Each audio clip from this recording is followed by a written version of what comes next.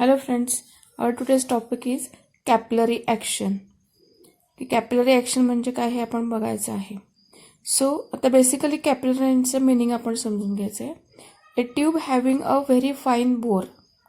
Bore म्हणजे त्याला hole असतं. म्हणजे आपली जर का हा पेन आपण बघितला तर पेनाच्या आतमध्ये रिफिल घालण्यासाठी जे रिकामी जागा असते त्याला आपण बोर म्हणू शकतो. अशी एक ट्यूब आहे की जिचं बोर आहे. बोरचं किती आहे तर near about 1 mm and open at both end. अशी जी बघा तिचं कशी आहे, तिचं बोर किती आहे तर नियर अबाउट 1 mm एवढं बोर असणार आहे. मग अशी ट्यूब आणि ती कशी ओपन ॲट बोथ एंड, दोन्ही बाजूला ती ओपन आहे. Such a tube is called as a capillary tube. बघा रिपीट करते. The tube having a very fine bore near about 1 mm and open at both end is called as a capillary tube. If one end of the capillary tube is dipped in a liquid, त्या कॅपिलरीचा आपण एक end आहे ते लिक्विडमध्ये deep केलं, बुडवलं, which partially or completely wets the surface of the capillary. ते liquid कसं आहे की जे आपल्या कॅपिलरीच्या सरफेसला पार्शियली किंवा कम्प्लिटली वेट करतं, म्हणजे ओलं करतं. अशा लिक्विडमध्ये आपण कॅपिलरी डिपअप केली. आता ते तसं लिक्विड म्हणजे कुठलं आहे, वॉटर इन ग्लास. ठीक आहे. मग अशा नंतर काय होणार आहे, the level of the liquid in the capillary rises. त्या कॅपिलरी ट्यूबमध्ये लिक्विडची लेवल काय होते, राईजअप होते. सो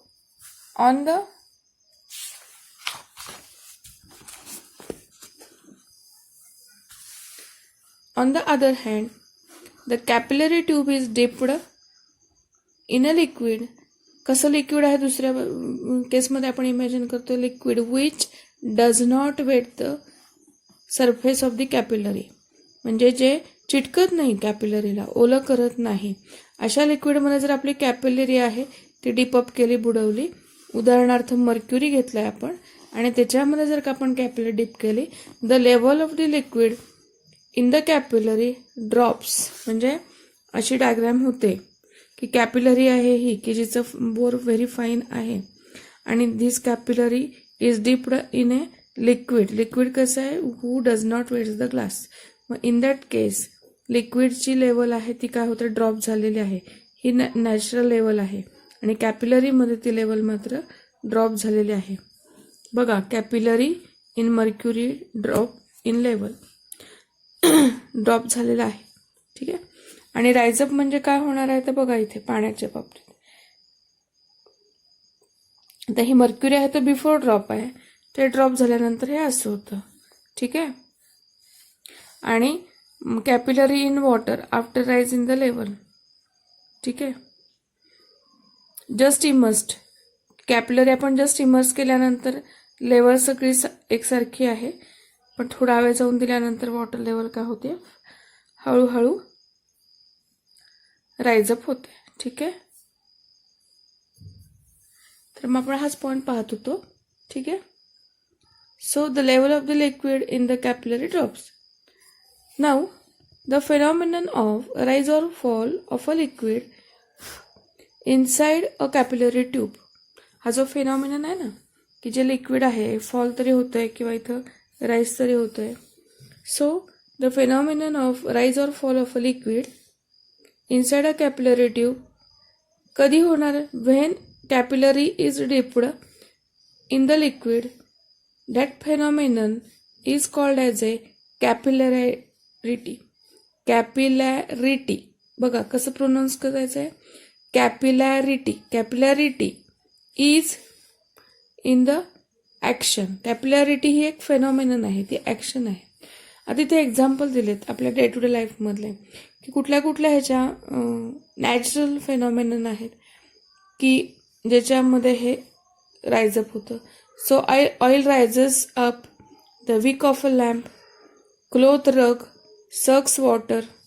म्हणजे पणती वगैरे आहे की नाही, किंवा आपली समई, पणती जास्त आपण बघा पणती लावतो, ती वात असते, ती आपण तेलात बुडवतो. ऑइल जे आहे, ऑइलची लेवल ही खालच्या बाजूला असते, पण ती ज्योत आहे ती मात्र वरच्या बाजूला असते, वरच्या लेवलला असते. कंटिन्युअसली जळत राहते, तेवत राहते. कधीपर्यंत की जोपर्यंत पणतीतलं तेल आपलं संपत नाही तोपर्यंत ती प्रोसेस चालू राहते. तेल संपल्यानंतर ती ज्योत आपोआप बंद होते. मग हे कशामुळं होतं? ह्या फेनॉमिनलमुळं, कॅपिलरी ॲक्शनमुळं. काय होतं तिथे? तर ऑइल रायझेस ऑफ द विक म्हणजे काय? वात आहे ती वात आहे ती वायतीचं दुसरं टोक असतं ते तेलामध्ये बुडवलेलं असतं. ठीक आहे.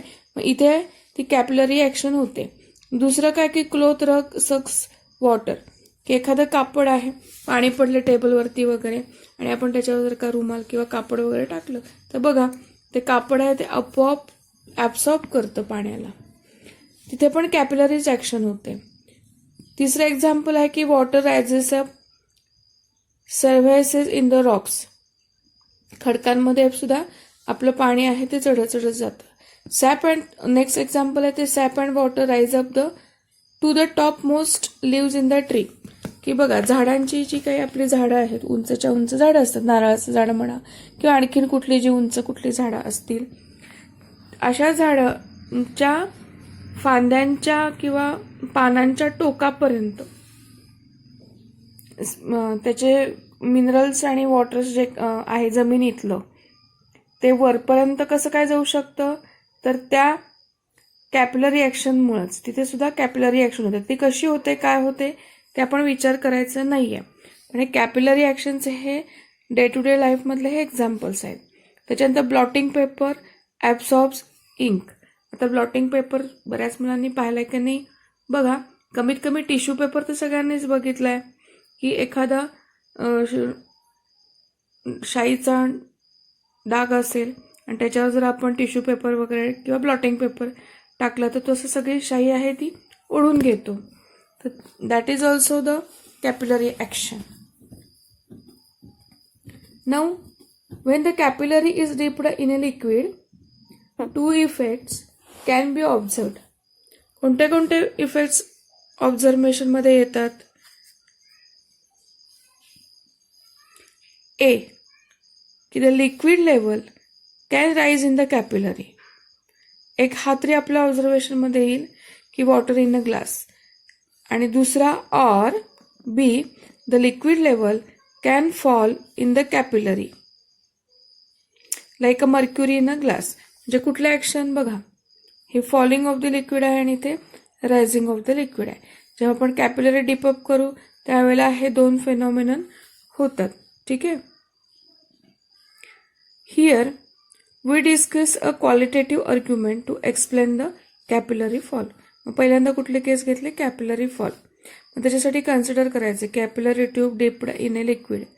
कसलं लिक्विड? Which does not wet the surface. Example कोण आहे? तर मर्क्युरी. मर्क्युरी म्हणजे पारा.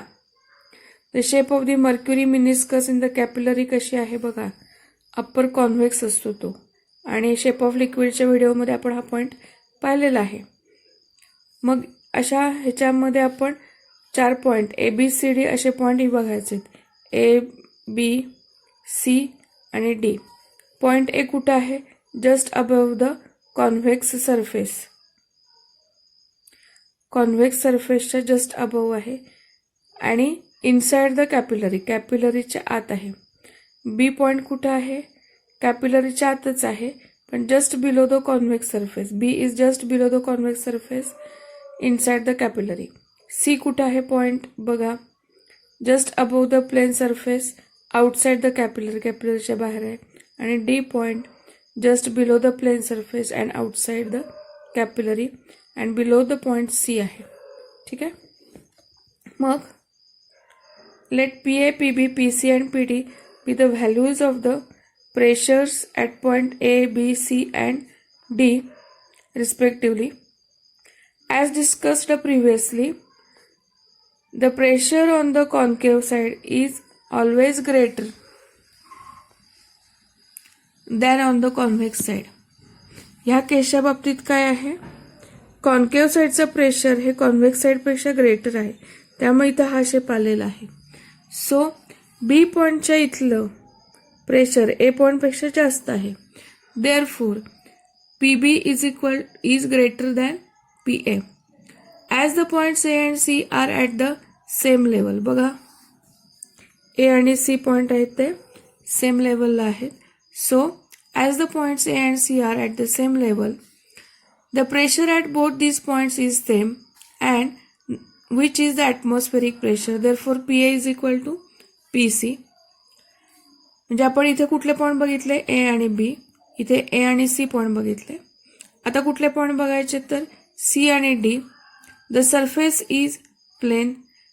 बघा इथे सरफेस जर बघितला तर तो प्लेन आहे.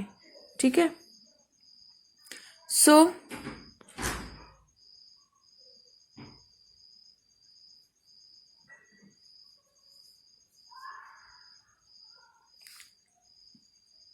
therefore PC is equal to PD is equal to PA. आता ह्या केसमध्ये PB is greater than PD. But the points B and D are at the same horizontal level. Thus, in order to maintain the same pressure, mercury in the capillary rushes out of the capillary. Because of this, there is a drop in the level of the mercury inside the capillary as shown in this figure. काय होते बघा, same pressure maintain करण्यासाठी जो mercury आहे कॅपिलरीच्या inside मधला तो काय होतोय, rushes out of the capillary. कॅपिलरीतून बाहेर येतोय प्रेशर मेंटेन करण्यासाठी. आणि त्या केसमध्ये काय होतंय तर लेवल आहे ती ड्रॉप होते as shown in this figure. So आपण कोणता पॉईंट बघत होतो की कॅपिलरी फॉलचा. नेक्स्ट पॉईंट बघायचा तो कॅपिलरी रायझिंगचा. आता इथे पण कॅपिलरी जस्ट आपली कॅपिलरी आहे ती जस्ट वॉटरमध्ये डिपअप केली. कसलं लिक्विड्स आहेत की हू वेट्स द ग्लास. ह्या केसमध्ये पुन्हा हे 4 पॉईंट आहेत, A B C D. A just above the surface inside the capillary, B just below the surface inside the capillary, C आणि डी हे कॅपिलरीच्या बाहेर आहेत, आउटसाईड आहेत, पण सरफेसच्या अबव आहे सी आणि डी आहे तो सरफेसच्या बिलो आहे. सो एक्सप्रेशन फॉर द ह्याच्यासाठीचं हे आहे. मग आपण जसं इथे एक्सप्लेन केलेलं त्याच पद्धतीने एक्सप्लेन इथे करता येतं. आणि मग इथे रायझिंग का होतं हे आपण सांगू शकतो. आता इथे expression for the capillary rise. आता मेथड फर्स्ट युझिंग काय आहे तर प्रेशर डिफरन्स हा पहिला आहे. आता pressure due to the liquid water column of a height H. बघा इथे हाईट एच आहे. Must be equal to the pressure difference 2T upon R due to the concavity. So ते प्रेशर इक्वल आहेत, therefore आपण काय केलं equate केलं. H rho G, H म्हणजे हाईट आहे, रो म्हणजे लिक्विडची डेन्सिटी आहे, जी म्हणजे ॲक्सलरेशन ड्यू टू ग्रॅव्हिटी आहे, टी झाला सरफेस टेन्शन आणि आर जो आहे बघा इथे सांगितलेलं आहे, एक्सप्लेन केलेलं आहे. Rho is the density of the liquid, small g is acceleration due to gravity, small r be the radius of capillary tube and theta be the angle of the contact of the liquid and the radius of curvature of the meniscus. हा जो meniscus आहे ना, हा curved meniscus आहे concave टाईपचा, त्याचा काहीतरी radius, तो रेडियस जो आहे तो म्हणजे capital R. So the radius of a curvature R of a meniscus is given by small r upon cos of theta. So h rho g is equal to 2t cos of theta upon r. So h is equal to 2t cos theta upon r rho g. The above equation gives the expression for capillary rise or fall for the liquid. Narrower the tube, बघा h जी आहे inverse proportion आहे रेडियसला. म्हणजे जर का capillary ट्यूबचा radius कमी झाला तर height वाढणार आणि रेडियस वाढला तर हाईट कमी होईल, तेच इथे सांगितलेलं आहे. Narrower the tube the greater is the height to which liquid rises or falls. If the capillary is held vertical in a liquid that has convex meniscus, म्हणजे अशी सिच्युएशन असेल, then the angle of contact theta is obtuse. Angle of contact कसं असणार आहे, obtuse. Therefore cos theta कसं असेल, negative. आणि so is H. This means that the liquid will suffer capillary fall or depression. Convex meniscus असेल तर, इथं concave आहे, त्यावेळची ही डिप्रेशन म्हणजे फॉल होणार आहे असं सांगितलंय. आता ही दुसरी मेथड आहे की त्या मेथडमध्ये आपण फोर्सेस यूज केलेले आहेत. इथं काय यूज केलेलं आहे, प्रेशरचा डिफरन्स यूज केलेला आहे. आणि ह्या मेथडमध्ये आपण फोर्सेस बघणार आहोत. बघा की the force acting on the liquid inside the capillary. कुठले कुठले फोर्सेस आहेत बघा. हा आपला मिनिस्कस आहे आणि लिक्विडचं वेट आहे ते mg डाऊनवर्ड डायरेक्शनमध्ये. हा इथे थिटा दाखवला आहे. आणि हा बघा ft कॉस ऑफ थिटा, आणि हा आपला आहे ft, आणि कॅपिलरी वॉल आहे.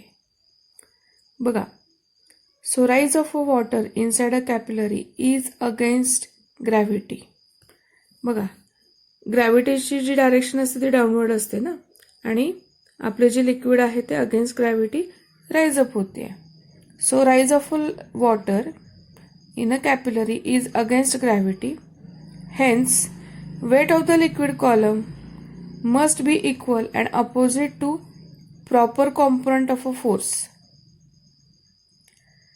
लिक्विड कॉलमचं वेट जे आहे, so weight of the liquid column must be equal and opposite to proper component of a force due to surface tension at the point of a contact.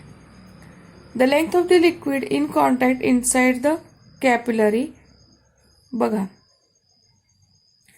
इथे कॅपिलरीच्या आतमध्ये हे circular part होणार आहे. वरून जर आपण बघितलं तर हे सर्क्युलर दिसेल. So is the circumference 2πr. Thus, the force due to surface tension is given by surface tension into length. Therefore, T into 2πr. आता डायरेक्शन बघायची आहे, इज अलॉंग द टँजंट. बघा, सो इथे दिसते tangent. So vertical component of this force is F of टीचा vertical component T into 2πr into cos of theta.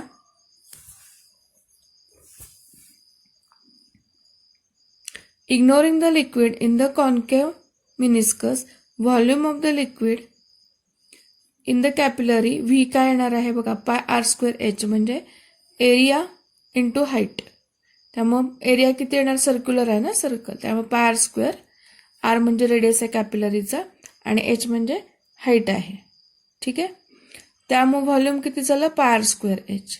आणि mass of the liquid m is equal to πr² into h into rho. म्हणजेच काय, mass is equal to volume into density. हे झालं volume into density. Hence weight of the liquid in the capillary rise or fall weight is equal to mg असतं. त्यामुळे इथं m आहे πr²h rho into g. आता this must be equal and opposite to the vertical component of the force due to surface tension. मग जो force due to surface tension आहे त्यानं balance केलेला आहे ह्या वेटला. सो आपण इक्वेट करतोय force due to surface tension आणि weight. So weight πr²h rho g आणि force due to surface tension t into 2πr into cos of theta. Therefore h is equal to 2t cos of theta upon r rho g. मग एचचा formula पुन्हा तोच आलेला आहे जो आपण मगाशी तर पाहिला होता बघा, सेम आलेला आहे. So h is equal to 2t cos of theta आपण r rho g. So in terms of capillary rise the expression for the surface tension.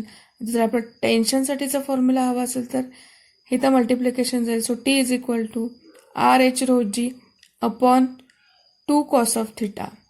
म्हणजे ह्याच फॉर्म्युलावरून आपण सरफेस टेन्शन पण कॅल्क्युलेट करू शकतो.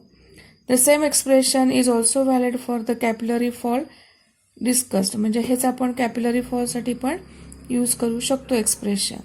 सो इन दिस वे आपण काय बघत होतो की बेसिकली आपलं आर्टिकल काय पाहत होतो आपण की कॅपिलरी ॲक्शन.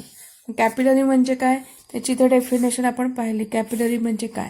त्याच्यानंतर कॅपिलरी ॲक्शन म्हणजे तो फेनॉमिनन आहे तो आपण इथे पाहिलेला आहे. कॅपिलॅरिटी त्याचे इथे एक्झाम्पल्स बघितले. त्याच्यानंतर कॅपिलरीमध्ये फॉल की काय असतो.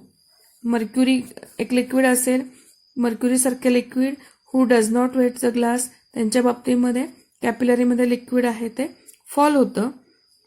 आणि वॉटरसारखे जर लिक्विड्स असतील हू वेट्स द ग्लास, अशा प्रकारचे लिक्विड्स असेल तर राईजअप होतं.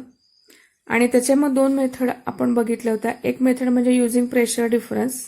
त्याच्यात पण आपण ही जी हाईट आहे राईज झालेली हाईट किंवा इथे सुद्धा फॉल झालेली हाईट आपल्याला ह्याच फॉर्म्युलाने काढलेली आहे. इथे प्रेशर डिफरन्स आपण घेतले होते. आणि दुसरी मेथड आहे ती युजिंग फोर्सेस जे आहे त्याच्या साहाय्याने आपण हे काढलेलं. आणि मग सेम फॉर्म्युला आलेले आहेत. आणि मग इथं हा आपला टॉपिक संपतोय. Any suggestions are welcome. Thank you.